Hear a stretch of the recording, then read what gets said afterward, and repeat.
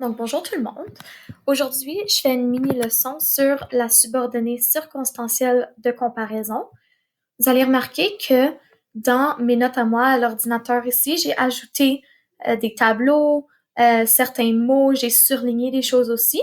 Donc, ce que je vous recommande de faire, c'est que pendant que vous écoutez la mini-leçon, que vous sortiez votre cahier d'exercice, donc ce cahier ici, puis que vous preniez des notes. S'il n'y a pas assez de place pour prendre des notes, vous pouvez sortir une feuille à part, puis écrire les exemples que moi j'ai écrits dans mon document. D'accord? Donc, je commence par vous expliquer un peu c'est quoi une subordonnée circonstancielle de comparaison. Donc, elle présente un rapport de comparaison en quantité ou en qualité. Donc, c'est un rapport de ressemblance, de différence, d'égalité, d'inégalité, de proportion.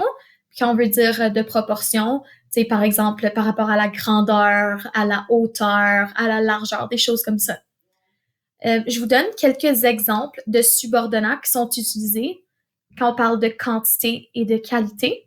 Donc, premièrement, quand on parle de quantité, on parle d'une différence ou d'une ressemblance en termes de nombre.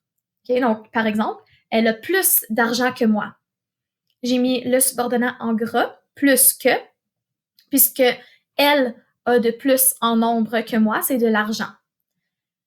Puis en jaune ici, j'ai marqué que c'est un rapport d'inégalité ou de différence parce que une personne a plus d'argent qu'une autre. Le prochain exemple, il a moins de vêtements que son frère, donc moins que est le subordonnat. Puis le nombre, les choses en nombre qu'on a de moins, c'est des vêtements. Ici, j'ai oublié de mettre un S, je vais l'ajouter. Finalement, sa cousine mange autant de nourriture que lui. Le subordonnat est autant que, parce qu'il mange autant de nourriture en quantité. Donc, cette subordonnée circonstancielle de comparaison marque une égalité ou une ressemblance entre deux personnes, entre le nombre de montants de nourriture qu'une personne mange, comparaison à une autre. Quand on parle de qualité, souvent, très souvent, on met un adjectif entre le plus et le que, par exemple. Donc, dans notre subordonnat, il va avoir un adjectif. Par exemple, si on dit plus gros que, c'est une différence. Plus petit que, encore une différence avec un adjectif. Aussi grand que, une égalité ou une ressemblance avec l'adjectif grand. Et même en termes de qualité, on peut dire mieux que. Je fais quelque chose mieux que quelqu'un d'autre. Ça marque une différence de qualité. Si on regarde un prochain exemple, juste ici, la phrase « Je me tourne les boucles de cheveux comme le faisait ma mère ». Donc, dans une subordonnée circonstancielle de comparaison, il y a une phrase matrice qui nomme comme une première chose qu'on va comparer à une autre. Donc, ici, la phrase matrice, je me tourne les boucles de cheveux, va être comparée à la façon dont une autre personne se tourne les boucles de cheveux. OK, on va continuer la phrase. Je me tourne les boucles de cheveux comme le faisait ma mère. Comme est le subordonnat. Puis, le faisait ma mère, c'est comme la chose à laquelle on compare le fait que je me tourne les boucles de cheveux. Et puis, tout ça, le subordonnat plus la chose qui sert à comparer, c'est la subordonnée circonstancielle de comparaison. Vous allez remarquer que dans la subordonnée, quand on a comparé, on n'a pas répété le fait que la mère se tourne aussi les boucles de cheveux. OK? Parce que souvent, le verbe ou le prédicat, puis quand je dis prédicat, je veux dire le groupe de mots qui accompagnent le verbe, comme se tourner, quoi? Les boucles de cheveux. Donc, se tourner les boucles de cheveux, c'est le prédicat. Et ça, souvent, ce n'est pas répété dans la subordonnée parce que c'est le même qui est utilisé dans la phrase matrice, puis on ne le répète pas pour éviter la redondance. Sinon, la phrase, ça serait longue, puis ça dirait la même chose deux fois, puis ça servirait à rien. Donc, par exemple, si on répétait le prédicat ou le verbe, ça donnerait « Je me tourne les boucles de cheveux comme aussi ma mère le faisait. Comme aussi ma mère les tournait. » C'est pas nécessaire de répéter que sa mère les tournait aussi, parce que comme exprime cette idée-là. J'ai écrit une autre phrase que je vous encourage à copier aussi et à travailler avec moi. Donc, par exemple, si on prend la phrase « Je mange mes céréales avec une fourchette comme mon frère mange ses céréales avec une fourchette ». Ici, j'ai la phrase matrice « Je mange mes céréales avec une fourchette » et un élément auquel je compare la façon de manger mes céréales. Mon frère mange ses céréales avec une fourchette aussi. Et puis, pour comparer, j'ai mis un subordonnat entre les deux. Si on prend le même exemple qu'en haut, avec le fait de ne pas répéter le verbe ou le prédicat, la phrase plus simple devient « Je mange mes céréales avec une fourchette comme le fait mon frère ». On peut même dire « Je mange mes céréales avec une fourchette de la même façon que mon frère ». Ça dit la même chose et on répète pas deux fois le prédicat, qui est « manger ses céréales avec une fourchette ». D'accord? Donc, je poursuis avec une liste des subordonnats fréquemment utilisés. On a comme, ainsi que, et comme et ainsi que peuvent être remplacés l'un par l'autre. Donc, si dans une phrase, tu vois ainsi que, et tu sais pas trop ce que ça veut dire, essaie de le remplacer par comme, puis tu vas voir que ça a le même sens. D'accord? Puis là, tantôt, quand on parlait de subordonnats pour marquer une différence de quantité ou de qualité, on avait aussi que, autant que, tel que, de la même façon que, de même que, qui veulent dire comme. Ensuite, on a moins que, plus que, à mesure que, comme si, etc. Et puis finalement, avant de passer aux exercices, on a une petite note ici que les modes utilisés dans les subordonnés circonstanciels de comparaison sont soit l'indicatif ou le conditionnel. Mais cette année, on voit seulement le mode indicatif, donc vous écrivez vos verbes au présent, et c'est tout. Passons aux exercices. Donc, le premier exercice vous demande, dans les phrases suivantes, souligne la phrase matrice, encadre la subordonnée circonstancielle de comparaison et encercle le subordonnat. Indique ensuite sur la ligne quels sont les deux éléments qui sont comparés.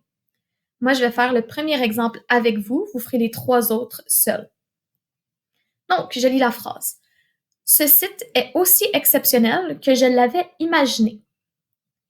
Ici, je me dis, quelle est la phrase matrice? Souvent, la phrase matrice, c'est la première partie de la phrase. C'est quelque chose qui est comparé à d'autres choses qui arrivent plus tard. Donc, ici, je dis que ma phrase matrice, c'est « ce site est aussi exceptionnel ». Je souligne. D'accord? Ensuite, je remarque que mon subordonnat est aussi que.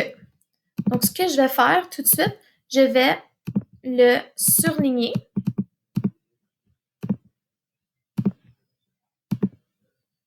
Et puis maintenant, je me demande à quoi est-ce que ce site exceptionnel est comparé. Et dans cette phrase, le site exceptionnel n'est pas comparé à quelque chose de concret. C'est pas comparé à un musée, par exemple, ou à la Tour CN. C'est comparé à quelque chose que j'avais imaginé. Ça se peut. Ça n'a pas toujours besoin d'être un objet comparé avec un autre objet. Donc, le site exceptionnel est comparé à ce que j'avais imaginé.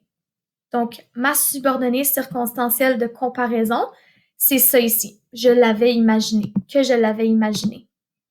Puis, ce que je vais faire, moi, je vais les mettre en gras. Donc, je répète, ma phrase matrice, c'est ce à quoi on va comparer quelque chose d'autre, et c'est souvent la première partie de ma phrase. Ce site est aussi exceptionnel. Mon subordonnat est aussi que, et ma subordonnée circonstancielle de comparaison est que je l'avais imaginé. Maintenant, sur la ligne d'en dessous, je vais aller écrire qu'est-ce qui est comparé à quoi.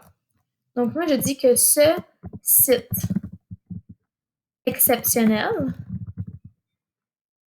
est comparé à ce que j'avais imaginé. D'accord? Puis moi, parce que je suis visuelle et que j'aime les couleurs, je vais mettre mon écriture en couleur pour dire que le premier élément qui est comparé, c'est ce site exceptionnel. Et puis, le deuxième élément, c'est ce que j'avais imaginé. Parfait. Donc, je vous invite à faire le même travail pour les 3 prochains exemples. Et puis, on va passer à l'exercice 2. Ici, on vous demande, comme dans la section sur les subordonnées circonstancielles de but, on a un extrait, puis on vous demande d'identifier les subordonnées circonstancielles, puis d'encercler les subordonnats. D'accord? Donc ici, on vous demande de surligner les subordonnées circonstancielles de comparaison et d'encercler le subordonnat. Je vais faire la première phrase avec vous, et puis vous ferez le reste. Donc, on commence.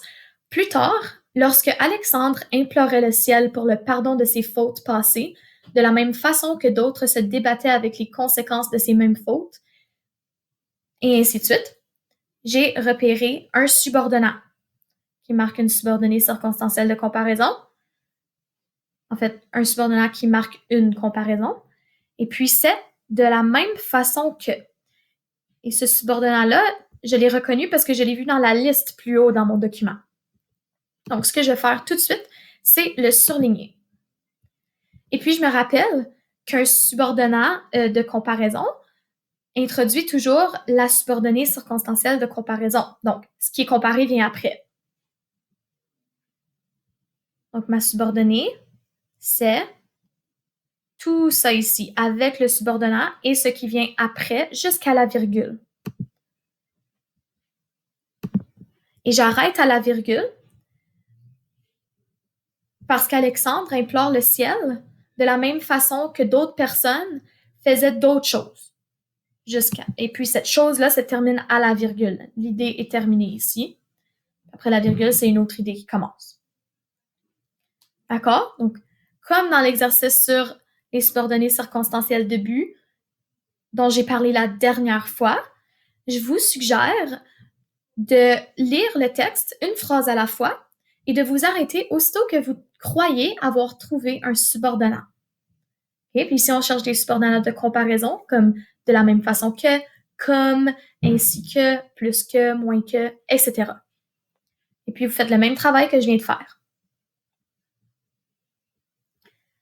La troisième activité, ajoute aux phrases matrices des subordonnées circonstancielles de comparaison en variant les subordonnats. Encercle ensuite le subordonnat que tu vas avoir utilisé. Donc, dans la case ici à droite, tu vas prendre cette phrase ici, la phrase matrice « Je suis préoccupée », puis tu vas ajouter un subordonnat pour faire une comparaison. Donc, je suis aussi préoccupée que ma mère. Je suis moins préoccupée que mon père, par exemple. Vous pouvez ajouter encore plus là à votre idée. Je suis moins préoccupée que mon père parce que je n'ai pas de tâches à accomplir. Je suis moins préoccupée que mon père parce que j'ai moins de responsabilités. Des choses comme ça. La chose qui est importante, c'est que vous ajoutiez un subordonnat et que vous ajoutiez un élément de comparaison. Puis finalement, la dernière activité, c'est d'écrire un court texte qui compare ton adolescence avec celle de tes parents. Écris au moins 3 subordonnées circonstancielles de comparaison et surligne-les. Je veux que tu surlignes les subordonnées circonstancielles au complet. Ça inclut le subordonnat et l'élément de comparaison. D'accord? Puis moi, j'ai ajouté une petite note. C'est une bonne pratique pour ta tâche créative sur des barbelés dans ma mémoire qui est à remettre dans 1 semaine et demie. D'accord? Donc, si tu te pratiques à écrire un texte puis à identifier tes subordonnées avec leurs subordonnats, tu vas te sentir plus prêt ou prête à accomplir ta tâche créative la semaine prochaine. Donc, merci tout le monde de m'avoir écouté. Bon courage, puis à la prochaine.